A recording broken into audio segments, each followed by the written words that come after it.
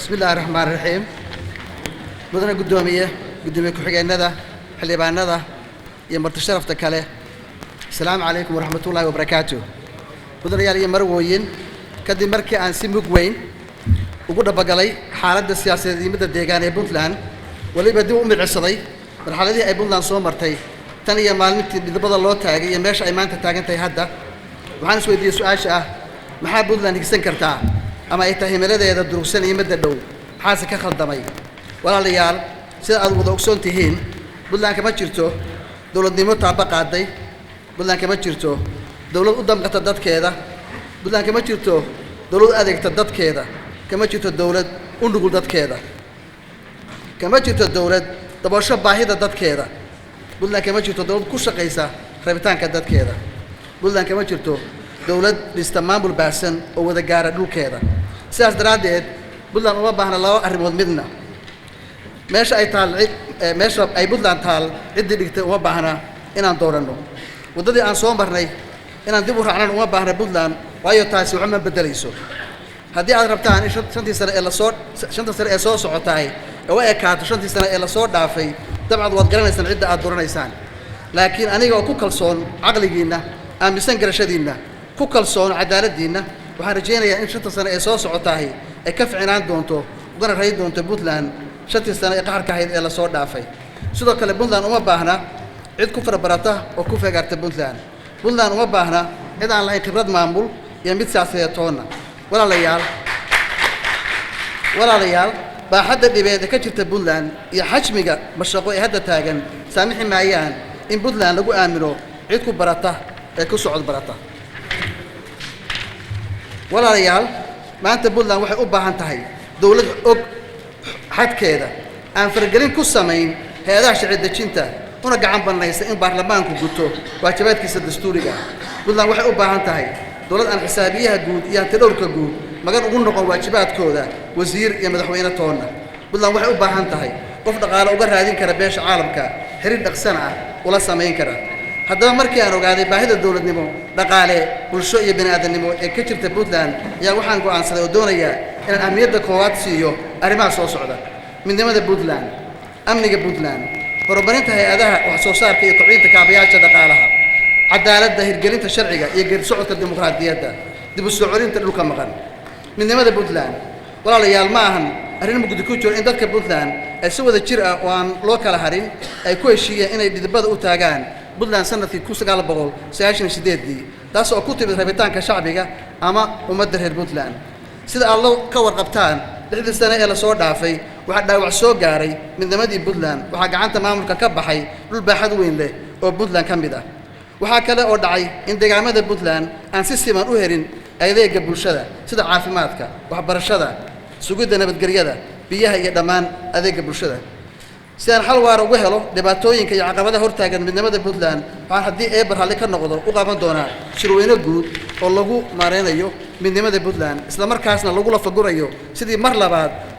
loo dhayi lahaa dhaawicii ku yimid midnimada Puntland sidoo kale waxaan shirweynahaas ku martiqaadayaa dhammaan qaybaha kala duwan ee bulshada ku dhaqan deegaanada Puntland oo ugu horeeyaan isimada cuqaasha culamaa diinka bulshada rayidka iyo qurba joogta Puntland dawladaydu waxay dhaqan gelin doontaa qodobada ka soo baxa shirkaas waxaan ballan qaadayaa sidoo kale in si siman loo gaarsiiyo adeegga bulshada dhammaan bulshaweynta ku nool guud ahaan Puntland mudanayaal iyo marwooyin shantii sano ee la soo dhaafay maamulka Puntland waa ka gaabiyay inuu daboolo baahida deegaamada Puntland waana arrinta keentay inay Puntland sarrifanto oo midnimadeedii ay burburto waxaa kala shaqeynayaa baarlamaanka iyo xukuumadda Puntland isku xirka dawladda iyo dadweynaha ogaadana waa laga maarmaan in Puntland hesho xukuumad la xisaabtamo oo wanaagsan oo tayo wanaagsan leh waajibaadkeedana gudan karta xoojinta amniga iyo dib u dhiska ciidamada walaalayaal sideedaba amnigu waa furaha nolosha qof kasta oo muwaadin Puntland ah wuxuu xaq u leeyahay inuu nabad ku noolaado isaguna uu nabadgelyo bixiyo waad ogtihiin dalalka loo geysanayo aqoon-yahanada siyaasiyiinta ganacsatada culamaa diinka iyo dhammaan qaybaha kale ee bulshada kaas waad la socotaan inuu gaaray heer aan loo dulqaadan karin waana la joogaa waqtigii la joojin lahaa haddii ay bulshadu cabsi ku nooshahay ma gaari karto wax horumar ah wayna adkaanaysaa inay maareeyaan waayaha ku xeeran walaalayaal waxaa intaas dheer isku dhaca qabaa'ilka oo soo noqnoqday oo soo jiitabay oo gaaray heer aan xal qaban karin oo nidaamkii dawliga ahana iska daawado maamulka hadda jiraana wuxuu ku guuldareystay inuu ciidamada mushaar siiyo 10kii bilood ee la soo dhaafay waan arrinta keentay inaan ciidamada ammaanku u godan waayaan hawlihii loo igmaday sidoo loogu talagalay ee waajibaadkooda dastuuriga ah uu ahaa haddaba walaalayaal aniga oo kaashanaya khibradayda markaan ahaa ra'iisul wasaare ka ah Soomaaliya waxaan aaminsanahay in wax weyn laga qaban karo arrinta ammaanka iyo la dagaalanka argagixisada haddii la helo qorshe cad oo amni ku salaysan xaqiiqo dhab ah ka turjumaya rabitaanka iyo dareenka shacabka waxaa sahlanaan doonta in si wada jir loo wajaho dhibaatooyinka nabadgelyo ee Puntland haysata sidoo kale waxaa la soo afjari karaa arrimaha dhibka ku haya amniga Puntland sida burcadbadeeda tahriibka iyo wixii la mid ah walaalayaal waxaa laga maarmaan in la dhiso ciidan amniga gacan bila ku qabta ciidamadaas oo mushaarkooda si joogto ah u helaya tayo iyo tiro ahaanba dhammaystiran si heer sare ah loo siiyo tababaro heer qaran ah sugidda ammaanka waa in la gaarsiiyaa dhammaan deegaamada Puntland dhaqaalaha kaabayaasha dhaqaalaha iyo horumarinta bulshada Puntland oo ilaahay ku manaysay khayraadka dabiiciga ayaa waxaa nasiib daro ah in maamuladii hore aysan ku guulaysan inay sameeyaan siyaasad dhaqaale oo horumarineed oo qoto dheer walaalayaal 15kii sano ee la soo dhaafay waxaa loo guuldareystay in la xoojiyo dhaqaalaha kor loo qaado ayaa horseedi kara in la sugo amniga iyo xasiloonida waa arrinta keentay in Puntland aysan tallaabo u qaadin dhinaca horumarka kor u qaadista dakhliga dawladda iyo siyaasadda casar oo canshuur bixinta iyo hanti dhowrka waa arrimaha ugu muhiimsan oo wax weyn ka qaban doono insha Allah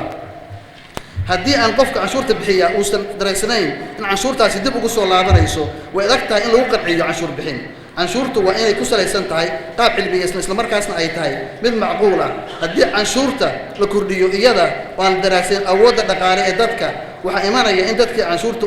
la dhuuntaan ama ay u wareegaan meelo ka baxsan xuduudda Puntland taasina waxay keenaysaa dhaqaale burbur iyo isku dhacyaan dhaqaale oo baahsan waxaa laga maarmaan in la helo tallaabooyinka soo socda canshuur cadaalad ku salaysan horumarinta nidaamka canshuuraha iyo kor u qaadista heerka nolosha bulshada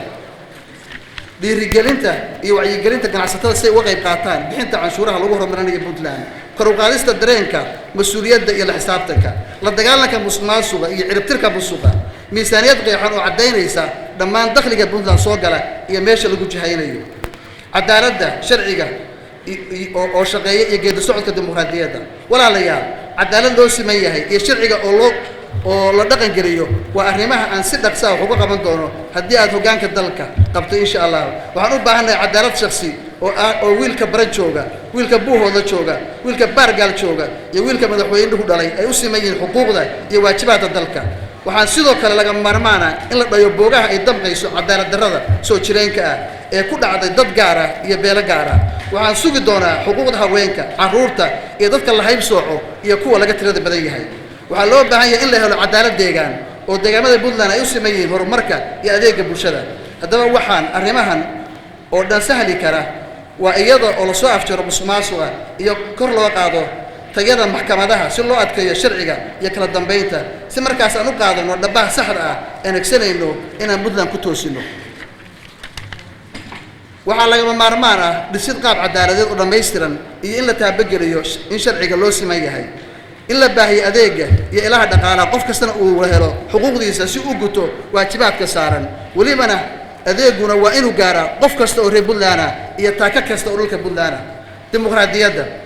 Puntland waxay soo gaartay waqtigii lagu gudbi lahaa qaabka qabaa'ilka oo loo tilaabsan lahaa waqtigii qof kasta codkiisa dhiiban lahaa waa waqtigii hoos laga soo bilaabi lahaa doorashooyinka oo la soo dhiraadhirin lahaa nidaamka dimuqraadiyiinta waxaan dhaqaale iyo waqtiba gelin doonaa si loo soo afjari lahaa qaabka qabaa'ilka ku salaysan ee Puntland ka jira maanta waxaan dardar gelin doonaa geedi socodka dimuqraadiyadda muddada aan madaxweynaha ahayna waxay dhammaanaysaa iyadoo la gaaray waqtigii qof kasta dooran lahaa qofku isaga matali lahaa dhulka maqan walaalayaal dhulka maqan waa boo ku taal Puntland waa dhaawac ku yaal qof kasta oo Puntland ku nool beel kama qabsan ee maamulka qabsaday dhulku beel gaar ah kama maqna faataxa laguma qabsan faataxana lagu soo laaban maayo wixii siyaasad ku salaysan siyaasad baan ku maaraynaynaa wixii xoog lagaga maarmi waayana waxaa laga maarmaan in Puntland fuliso waajibkii loo igmaday ee dastuuriga ahaa waxaa dadka sool sanaag iyo cayn lagu hoday haykal dowladnimo Puntland waxay ku fashilantay waajibaadkeedii dastuuriga ahaa waajibaadka koowaad ee dowladnimada Puntland waa inay difaacdo nafta maalka iyo sharafta muwaadinka Puntland dib u soo celinta dalka maqan waxaa lagu maaraynayaa tala guud si mas'uuliyaddeeda loo wada qaato cid gaar ahna aan lagu halayn ولا ليال اللي ما نضل شرفت له مشارحين ترتمية وحلوك لا دورانية خبرة هذا معمول دولة نمو خبرة هذا السياسة تاريخ هذا وحقبات أقول أنت يفهم كأكبر جد سعودك يسبدل كيبون لا أبى عنتاي إن يجارت ما أنت وحن كلسونك كبا إن تبود لا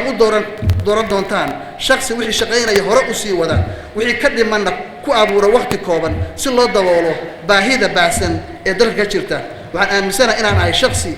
ay u dhan yihiin sifooyinka aan kor ku soo xusay ee isugu jira khibradda maamulka siyaasadda dhaqaalaha iyo fahamka ku aadan arrimaha federaalka dastuurka iyo barnaamijka dimuqraadiyadda xiriirka wadamada dariska iyo beesha caalamka walaalayaal xildhibaanada sharafta badan aqoon iyo khibrad gurihi ma dabooli karto baahida jirta waxaa dabooli kara midnimo iyo wada shaqayn dhexmarta qaybaha kala duwan ee dowladda ay ka kooban tahay sida baarlamaanka iyo xukuumadda waxaan wada shaqayn toos ah la yeelan doonaa guddoonka iyo xildhibaanada Puntland si aan caqabadaha jira ugu maarayno si wada jira waxaan si sharaf badan kalsooni badan idin weydiisanayaa inaad codkayga isiisaan assalaamu calaykum waraxmatullaahi wabarakaatuh